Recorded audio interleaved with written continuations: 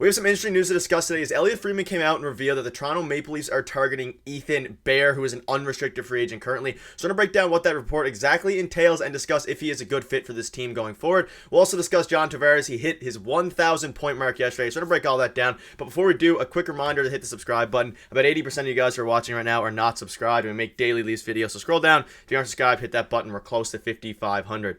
All right, Darius, we have some interesting things to discuss today, some interesting reports, and we're still on the blue line talk. Surprise, surprise. And the Leafs have been linked now by Elliotte Friedman on his podcast to Ethan Bear. Now, this is a guy who's he's been around for a little bit. It's interesting. He's an unrestricted free agent, is yet to be signed. Some more reports came out today, but Darius, I'll quickly put up the screenshot, then I'll get your thought about it. He basically goes on to say that another possibility for Toronto is Ethan Bear. There is word tonight that interested teams will now be allowed to watch him skate. This was a couple days ago. He's obviously based in Kelowna, BC, and basically the Leafs are interested and think it would make some sense. And then it came out today that the Canucks have been told, or as late last night on the weekend, that they are out on Ethan Bear, and the prices went up through competition, and I would assume Leafs are a major part of that competition. Darius, what are your thoughts on Ethan Bear? Do you think he would be a decent fit because it would not cost anything asset-wise aside from money, which I guess could be considered an asset? Definitely, yeah. And I think the Canucks are more so out because they don't really need him. Yeah. As they're playing amazing, they're, tops in the league. So I just don't think they need a player like that. Whereas he was useful for them last year. But again, this is a guy who coming out of junior was highly touted. I really liked his game in junior. He was putting up like over a point per game, and just couldn't figure it out in the NHL. And I'm not saying he's a bad NHL player. He's an NHL defenseman. He's a very serviceable defenseman. Everybody knows that. It'd be crazy to suggest otherwise. But just couldn't figure it out to his full potential in Edmonton, and then bounced around a few teams like Carolina and, most recently Vancouver. And like you said, Vancouver is out. So it opens up a window for other teams to talk to him. The word on the street is that he wants term, which is a little bit scary if you're a Leafs fan. I don't think you should give him term. I think you should look at giving him a higher dollar amount. Without going too high, you still, you got a little bit of cap room and relief from Klingberg's injury. But he was only making 2 million last year, so I don't know how much more he wants, considering he didn't, put up that many points or have an amazing season, and Vancouver didn't have an amazing season. So if it's somewhere in that ballpark, I think you give him a little bit more to take away the term. But I think if you're Ethan Bear, you want more term. Word is too that the Washington Capitals are in on him, and he would be a really good fit there as well. I think he would be a really good fit on the Leafs, and the Leafs are a more competitive team and can make the playoffs. So I think it'll be interesting to see where he goes, where he makes his decision, because there are a couple suitors who are coming up to the plate to bat. Yeah, and a lot, like you said, the price is being driven up out of Canucks range for various reasons. Specifically, the Caps seem to be the favorites right now to land Ethan Bear. When you look at that quote, it says Toronto, like everyone else, is interested in Ethan Bear, specifically because he's an unrestricted free agent. And if you're the Maple Leafs, it would make sense, especially from the standpoint of it's seeming like not a lot of teams are open to trading their defensemen right now. They want to hold out to the deadline. So if you can maybe get Ethan Bear, it will take some turn, but maybe Brad Treliving wants that, and they have advanced analytics saying that they want Ethan Bear, and he could be a cornerstone of this future. Looking at his stats, solid, not phenomenal. You mentioned it very well there. Last season with the Canucks, 61 games, 16 points, 58 games. He's hovering between 15 and 20 points in however many games he plays throughout his career, starting off with Edmonton there, like you said, in the 2015 draft. But ultimately, I think he's a guy who fits. The question is, will the Leafs be the highest bidder for him? And I think this bid is going to be and come down to term, which is the most important thing. And if you're the Maple Leafs, do you want to give a guy like Ethan Bear a lot of term, or would you rather go out there and, I don't know, try to trade for someone and spend that money somewhere else on an extension, whether it's Chris Tanev, whether whoever that is? But this one more quote here is basically what I just said. Everyone's in on Ethan Bear. So I don't know. It's very interesting. And what are your thoughts on a potential, what term would you be okay with if you are Brad Treliving, and I guess a money figure as well to go with that? 3 years, 2 years? 1 year. Yeah. I think 1 year is very comfortable. I think if he wants to, I think you give it to him, I depending agree. what the dollar amount is, right? Because he is a useful defenseman. He can be very serviceable. He's a right shot defenseman. The Leafs absolutely need that. He's not a small guy by any means. He's about 6 foot tall, which is what they need on the blue line. They don't need more small guys. I think he's a very serviceable defenseman who can fit in with the Leafs very well. It just comes down to term. I think the Capitals have much more flexibility than the Leafs in that regard. And I think they would, be willing to lock him up to even 3-4 years, which I wouldn't do if I was the Leafs. I think that's pretty scary to do.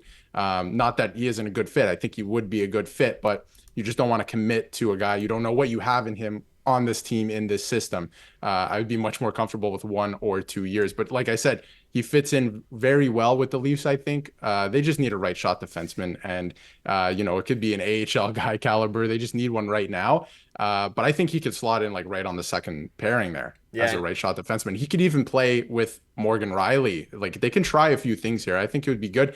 And they don't have to give up any assets per se besides money and years because he's a free agent. Yeah, and if there's any team that is more desperate than anyone to get a right shot defenseman in particular, it is the Maple Leafs, and that might be what the ultimate driving factor is if he does get 2 years, if he does get 3 years, depending on what he ends up getting at however much AAV. He's only 26 years old, like you said, 5'11", about 6 foot tall. He's a guy that the Leafs, I'm sure, are making several phone calls on and trying to outbid the Capitals. But one quick thing before I wrap up on this, I just want to get your quick thoughts on Mario Ferraro. He was also linked to the Maple Leafs. I talked about it in a couple videos back. He's a guy that the Sharks are willing to shop as the Sharks continue to look to sell towards the deadline. Do you have any quick thoughts on Ferraro? I just want to throw this in there as a bonus, guy, because I know you weren't there when I made my video.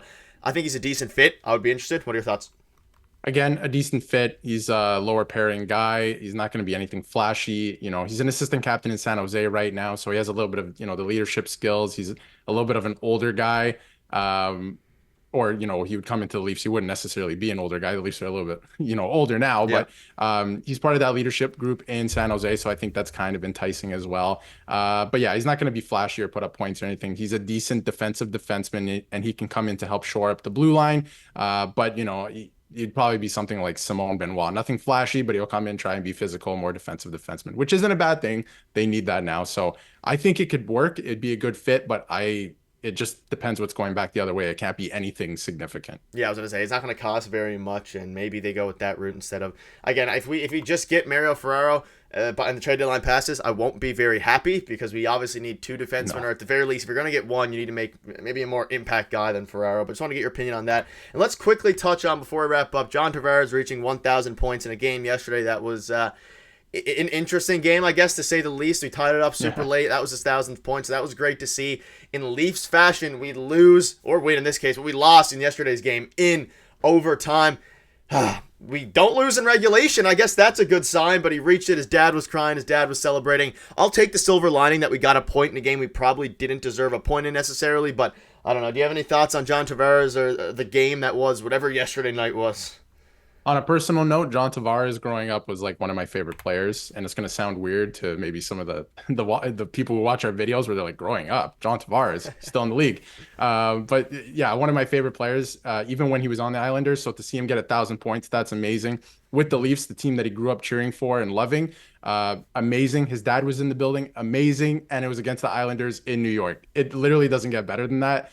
It would have got better actually if they won the game. That would have been a little bit better. But honestly, like all the whole situation, just fantastic to see the way it's a storybook ending to get that 1,000 point against your former team in their building. And it was nice that his dad got to watch. His dad is not a very emotional guy. Neither is John himself.